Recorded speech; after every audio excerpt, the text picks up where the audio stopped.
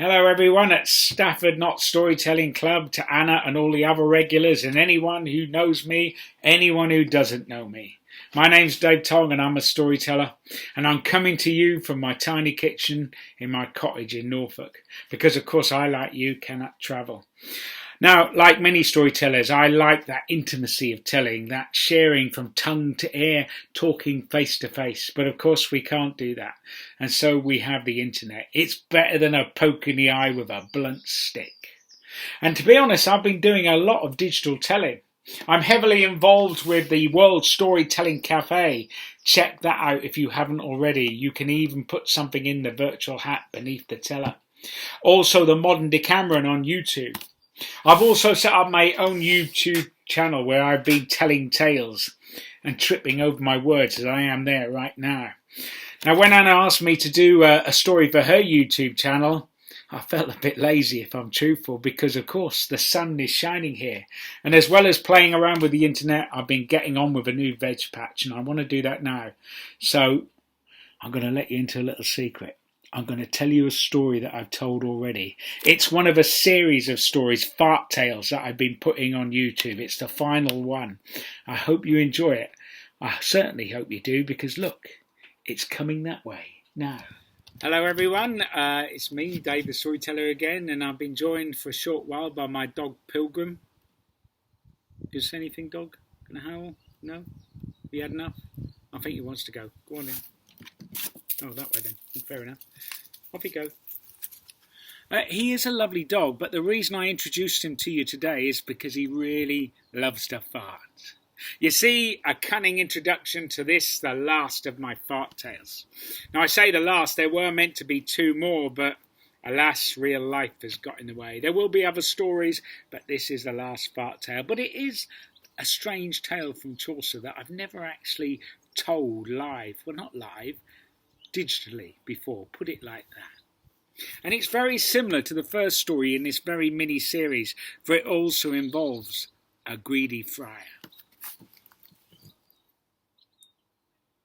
For once, long ago, there was a greedy friar, a man who was as big in the middle as he was tall. He was supposed to follow God in heaven above, but he was far more interested in following his belly. He loved to eat.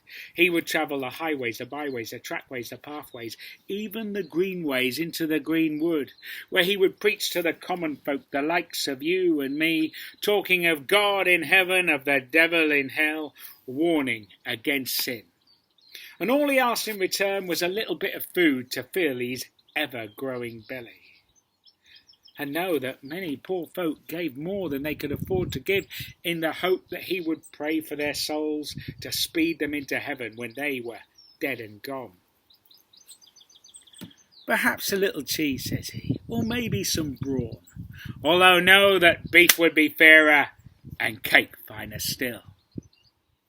Know also that all he gave in return were false fables and fairy tales. Never once did he pray for anyone's soul. Never once did he help anyone who had helped him.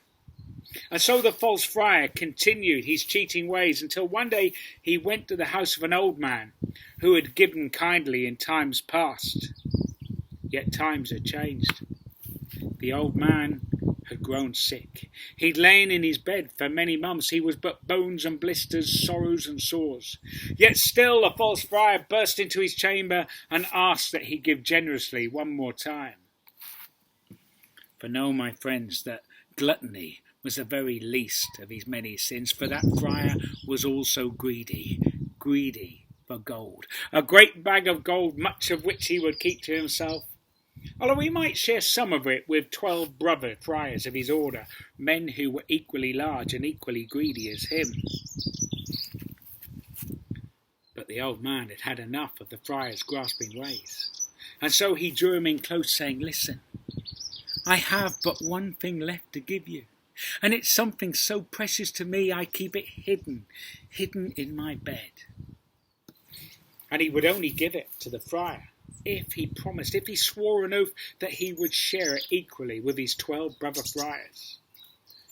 Well, thinking it was a great big bag of gold, the grasping friar, He fell to his knees. He swore upon God in heaven, the devil in hell, that he would do anything that the old man asked. The old man smiled. He said, then reach beneath my blankets with your hand. Reach in, delve deep until you get to my backside. For it was there I keep the gift hidden from thieves. Now some of you are thinking, whoa there, Dave, hold on, this is getting a bit odd. And you'd be right. For no sooner did the old man feel the false friar's grasping hand around the crack of his cheeks than he let a fart. Now, in all fairness, some farts are quite quiet. They are polite farts. They sound like bees or vicars sneezing. But this was one of those thunderclap of a farts that found its way up the friar's sleeve. It made his gown billow like whiffy washing in a wild wind.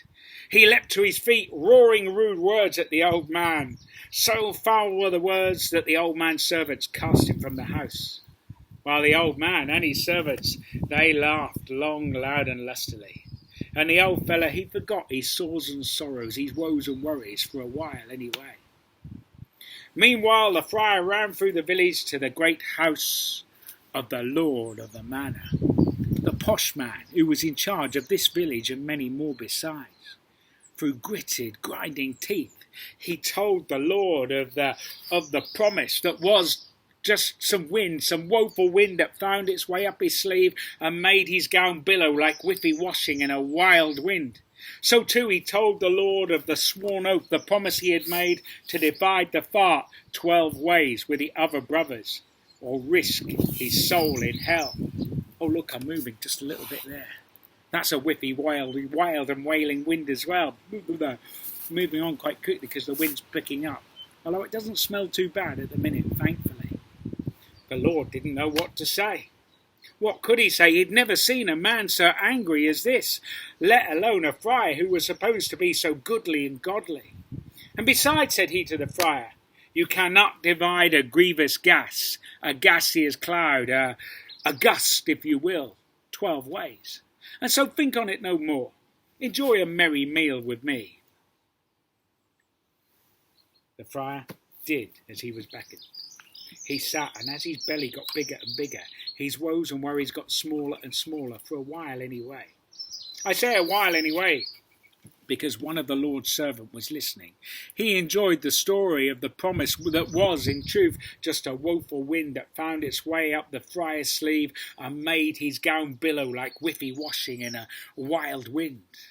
It pleased him greatly, especially since the old man was a friend of his, and he wanted to play his part in the twig.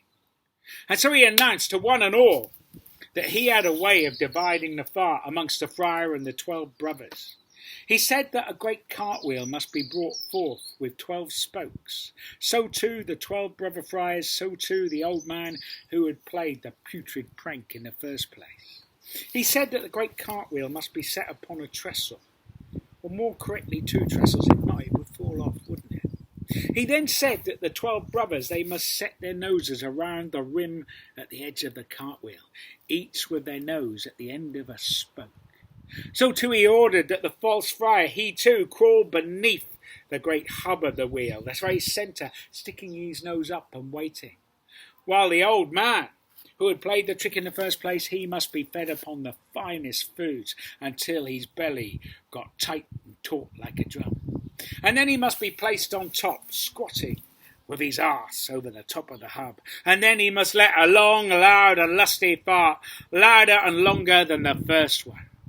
And it is my belief, says the servant, that both stench and noise will travel all the way down the spokes and thus reach the noses of all 12 friars, whilst the false friar beneath, he will get the first part. For after all, he was always saying to us that we should give generously to him, and so it's only right that he get the first, the foulest part of the fart. Hearing these words, the Lord, he laughed long, loud and lustily.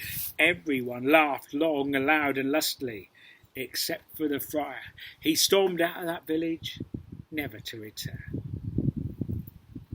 Well, there ends my version of the tale, except to say, as I said before in another video, I learnt that story long ago. I first heard it long ago But then I sat on it as we might sit on our own farts in polite company, never sure when the right time was to tell it.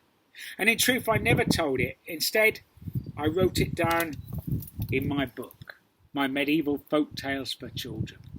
And know that each story in this book, it ends with a rhyming couplet. And so I'd like to read the rhyming couplet for this one to all of you, just to finish the tale formally, so to speak. It goes like this.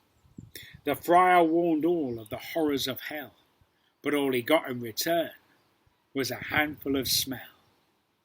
Now, if that's not a reminder to wash your hands regularly, also to ration your loo paper so you don't have to hoard it, remember as well to look after each other, and I'll see you another time. Until then, goodbye.